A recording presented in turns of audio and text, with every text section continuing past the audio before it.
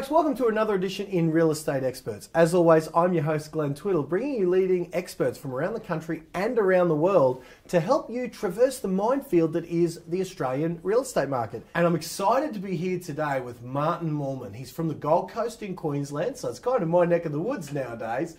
Bit of a local legend down there. But here's what's really fascinating, and I can't wait to pick his brain. He's the author of the best-selling book, Winning the Real Estate Game. And that's not just a catchy title, because his prestige and championship wins, not only in playing the sports, but in refereeing the sports.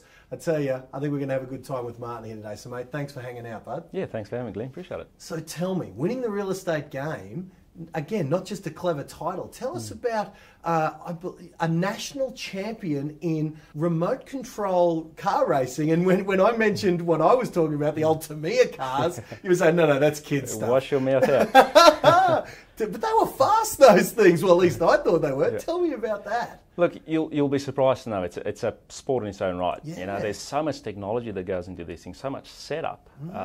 You've really got to put in the hours, and you've got to understand the physics of it all just to make it work. You've got to have the reactions too. And you were saying that the V8 supercar drive, like a lot of them, use that and say it's just as intense. That's right. Like I said, the intensity from up there, you know, it's even probably more intense because you're controlling it, but you're not. You know, so a lot of them use it as practice. You know, so and they can live out all their skills, all their information, I guess, to try and set the cars up and just make them work. So it's a great sport. Fascinating. And the concept, that's what I love about yourself. You seem to be able to be performing under pressure in that world. And also, I mean, the next thing that you're very well known for as one of the leading rugby referees in the country. Tell us about that and how that's kind of all added to this skill set that has brought you to real estate and been so successful there as well. Well, that was in New Zealand, actually, not Australia. But the thing is, again, you know, I had to train 6 days a week. You know, with 2 hours a day, we had law knowledge sessions, you know, fitness sessions. So every single week, and I studied every single game I could find on television, you know, to see what the referees were doing, what they were saying, where they were standing, you know, so all the work that goes into it, the intensity is just crazy. So you've got to be so disciplined as well. And let me ask you this, as a referee, you're the authority figure having to keep under control. I mean, some of those boys, they're physically some of the most dominant athletes on the planet. Nothing like controlling 30 people who are trying to bash each other, I guess. Wow. What sort of mental discipline did that take to be able to have the greats of that sport with the All Blacks effectively, you know? Yeah. How was that and what sort of discipline did that require? The thing is, Glenn, with that is you've got to prepare well. You've got to know within yourself you've done everything you can, you know, to be able to perform at that precise moment. So yes, all the training, all the prep that goes into it. Same with selling a house. You know, you've got to know what you're talking about. You've got to sit down with the owners. You've got to find out exactly what they like about a property, why they live there. You know, so all of that stuff you've got to do it beforehand. You've got to train like you play.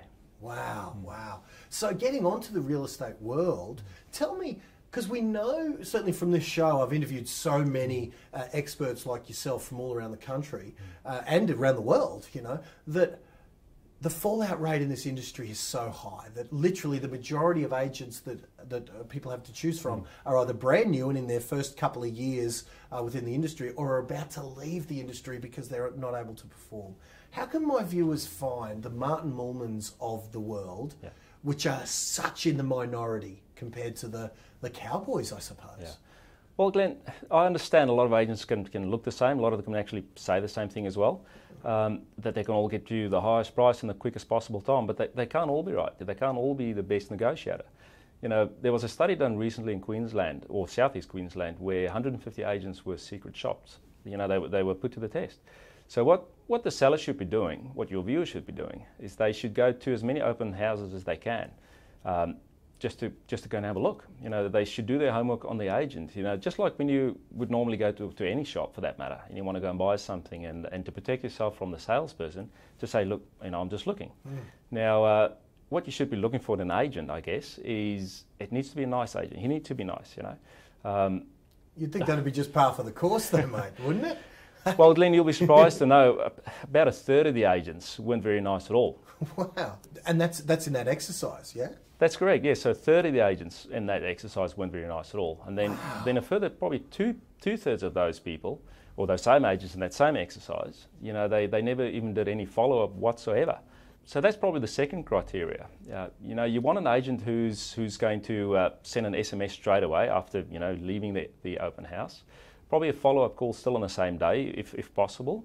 And by the Monday, just send a follow-up email, you know, just requesting any more information or anything like that. So between the open house on the Saturday and the Monday, you want an agent who's probably followed up 2 to 3 times. Okay, yeah. Excellent. And you're saying 2/3 did nothing.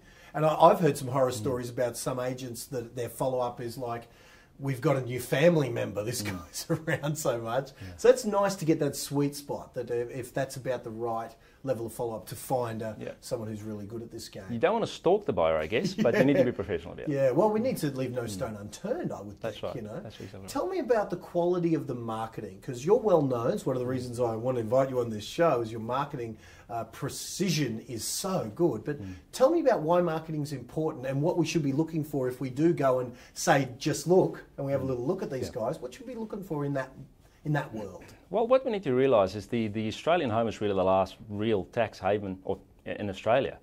You know, so for every $5, $10, $20 or $30,000 you can get the seller extra, you know, that's $5, $10, $20 or $30,000 extra in their pocket, tax-free. So we need to look, is their marketing in line with the return on investment? Is it going to achieve maximum price? You know, so you can have more money in your pocket. But in terms, Glenn, of what marketing should look like, is we like to, it depends on the value of the house as well, I guess, but we put out a really nice buyer's book nowadays. You know, it's all glossy magazine describing the house, describing all the features of the house, what the owners like about every aspect of the house, their favourite memories. You know, the buyer needs to be able to see themselves in that property and know why the property is going to be of value for them. So that, and then the other thing is a good quality video. Okay. Yeah, so people need to be able to sit, you know, away from the house, look at the video, take their time through it, you know, so just, again, visually see themselves in the property. Wow, I definitely want to talk to you a little bit more about that video, because it's a really interesting aspect to me that we see marketing changing in the real estate world. But let me ask you this before we get on to that. All this stuff sounds like it can sometimes be expensive, you know, so there's the cost of that marketing. There's also the varying cost of some agents being more expensive than others. How do we know we're not paying too little or too much? Where's the sweet spot about the cost of transacting a property? Yeah, that's right, Len. A lot of different agencies charge various different amounts. The easiest way to describe it, I guess, is if you look at, say you've got a $50,000 car parked out the front of your driveway, you'll probably insure that for anywhere between $800 and $1,000. So that's 1 or 2% roughly of the value of the car. So same thing with property. You know, we probably don't need to spend 1 or 2% to market the property. You can, depending on the value of the home and what it needs, of course. So say we take a $400,000 house, you probably need to spend only 0.5% on that. Okay. The big thing we need to look for is it needs to be in line with what you're trying to achieve. So if you're going to under-market the property, you're probably going to attract, you know, I was going to say cheapskate buyers, but... But mate, I know what you're saying. The bargain Look, hunters. I tell you, here's the scary thing. Because again, I know that you would probably want us to edit that out. I don't want to edit that out because it's so true. When I'm buying a property, I'm one of them. I want to buy at the lowest possible price. Yeah. That's why I tell you, mate, as an investor, I try to stay away. I live in your area, right? I try and stay away from you when I'm buying properties. I like going to these guys who don't know what you know, because I become the cheapskate buyer, because I know that you get top dollar for your properties. So mate, I wouldn't mince words, you know, because it's true that under-marketed properties attracts me, not... Well, you tell me, because I know you've done it, because I see it firsthand. Tell me about the buyer that your type of marketing attracts. Well, that's the thing, you know, your marketing, you should be able, or should try to attract those emotional buyers, I guess. You want to get them emotionally attached to the property. And you want to create competition. That's how you're going to get the price up. Definitely. And that's the thing that as an investor, I don't want. I want to be the only person buying this property, so I can drive the price down. Tell me about how you use those emotional buyers, in plural, to drive the price up. Well, that's the thing. So you try to get as many in as you possibly can. So you need to market it at the right price. No use marketing it too high. So you want to market at the right price, get as many people in as you possibly can, and that's when they start competing. You know, the more people obviously want the same thing, the higher the price is going to be. And there's only one person's going to walk away with those keys. That's right. I love it, mate.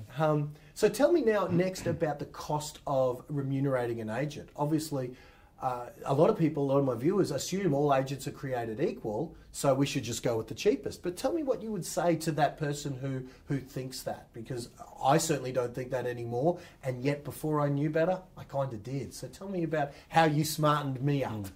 Yeah, well, the thing is, Glenn, I like to think that I earn my commission. You know, I don't charge a commission. The only way you're going to be able to do that is to get the highest possible price you can for the vendor. At the end of the day, the most expensive agent is not very expensive at all if you can actually achieve a really high price, you know, better than your expectations are. Yeah, I can see that if, you know, some of the properties I own might be $500,000, $600,000.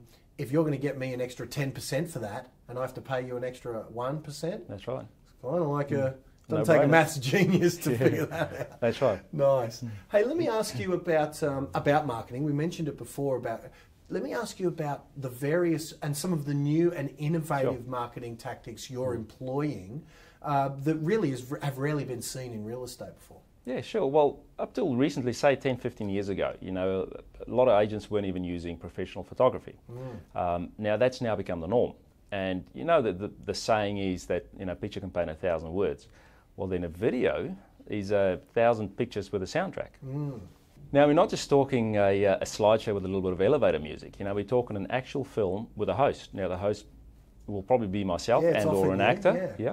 Why is it that you host those videos yourself? Because I've seen you, and I know that it's not just for ego, because you're about the least egotistical human being I've ever met.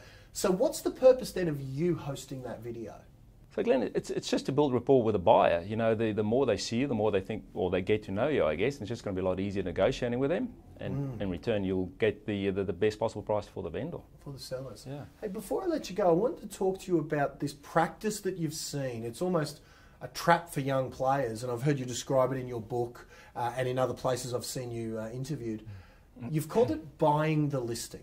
Can you explain to us what buying the listing is and why you think it's such a dangerous trap for sellers to sometimes fall into, unfortunately? But first off, what is it? Well, Glenn, it's something we see way too much of, unfortunately. What buying the listing is effectively is when an agent will take on any listing at any price. So, in other words, if the vendor says my house is $700,000 and we know it's only $600,000, but you take it on anyway, just to get to work, I guess. So, and you might even cut your own fees. So that's what buying the listing is. And that's a big no-no. That's really unfortunate for the seller. Yeah, wouldn't it just make sense though that, okay, we start at 700, if the market's got it, we'll get it, and if it doesn't, we'll go down accordingly. Why is that not a viable strategy? Well, you think that might be okay, but in fact what happens is in that first 2 weeks, that's critical. That's critical for any property because your property is new or fresh to any buyers out there who are already in the market and already looking. So if you're going to value that property at $100,000 more than what it really is, it's not going to show up in their search engines or their search ranges where they're looking. Now, by the time you've beaten the vendor down with market feedback, the property would have been on the market for, I don't know, 5, 6, 7 weeks possibly. And by the time that buyer finally sees that property, it's too late. You know, then they see, well, hang on a sec, it's been on the market for however long, and they're going to think there's something wrong with it. So it's a no-win situation for anybody. It's funny that as an investor, I know it's weird, but I don't even know why I used to ask it, but now I do. We ask all the time, how long's it been on the market? That's right. If they say, oh yeah, a couple of months, that's when I start thinking, I'm going to drive the price down. I mean, I know it's common sense, but common sense isn't always common practice, I guess. That's right. Wow. So what would be the last piece of advice, I guess, you'd give for our viewers out there who are considering getting, you know, their goal is to get top dollar for their property in a timely manner. They're looking at a sea of sameness that are the real estate agents. What would be the best bit of advice you'd give them in choosing an agent? Because you've mentioned, it seems this is a critical decision that we need to make. That's right. Your agent needs to be absolutely disciplined. You know, he needs to be in love with what he's doing. You know, he needs to sell every house like it's his own, I guess. So again, good way to look at it. That's nice. So what you put in is what you get out, I guess. Wow. Yeah. Glenn, and the last thing is just ask them what sort of training they've been doing. You know, just their competency, I guess. I myself have done a lot of training with the best negotiators in the country. We're the best marketers in the country. So I've got the experience, I've got the background, I've got the knowledge to be able to market your property and negotiate the best possible price. Yeah, it's good advice. I know that it's so easy to get a real estate license here in this country. Right. It's a little bit harder in New Zealand, back in your home turf, but here in Australia, it's a 1 week course that no one fails. That's so right. I love that advice. That figure out what they've been trained in and make them. I love the way you say that you don't ask for a commission, but you earn a whole lot of them. I like to think I earn it. Well done to you, mate. And thanks for spending some time with us. Author of Winning the Real Estate Game. Get yourself a copy there. There is the website. Martin Moolman, thank you so much for spending some time with us, bud. Thanks for your time, Glenn. Appreciate it. And on that note, folks, another episode of Real Estate Experts in the can. For Glenn Twiddle, Martin Moolman, we'll see you next time, folks. Bye.